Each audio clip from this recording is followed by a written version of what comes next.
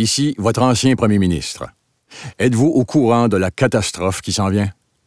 Je viens d'apprendre que le 1er mai, au Québec, le salaire minimum a été augmenté à 10,35 $. 10,35 $. Déjà qu'on ne travaille pas assez au Québec. En plus, on augmente les salaires. Ben, c'est totalement irresponsable, là.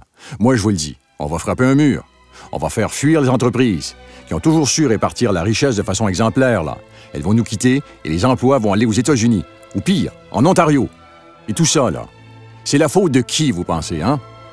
Ben, regardez autour de vous. Moi, dans mon temps, on a remis sur pied le système de santé quand j'ai mis les infirmières à la retraite, là. Ça a été une grande réussite. Et on l'a eu, notre déficit zéro.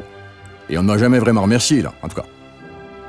Pourquoi on ne s'inspire pas des États-Unis, hein? Cette grande démocratie, là, remplie de compassion, là. C'est pas dans tous les pays qu'on voit des entreprises qui, d'elles-mêmes, là, j'insiste, là, d'elles-mêmes, organisent des collectes de denrées pour ceux qui en arrachent à la fin du mois, là.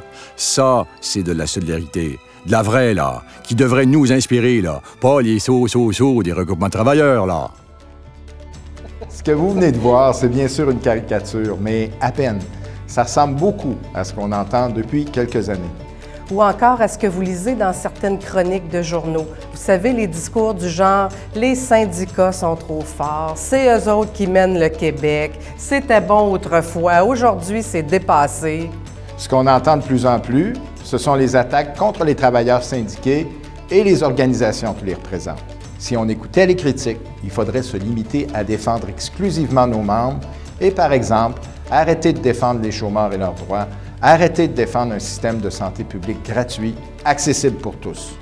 Alors au SFP, nous pensons que le temps d'un grand dialogue est venu. Un grand dialogue entre nous tous, travailleuses et travailleurs syndiqués. En avril, mai et juin, Denis et moi, nous ferons la tournée du Québec. Nous visiterons 9 villes différentes. Que vous soyez militant actif ou non dans votre syndicat local, nous voulons vous voir, vous rencontrer, vous entendre et échanger avec vous. Alors on vous y attend en grand nombre.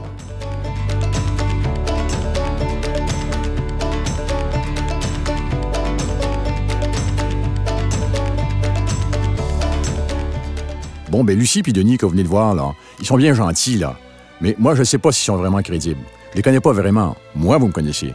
Alors, si j'avais un conseil à vous donner, là, choisissez bien qui vous écoutez.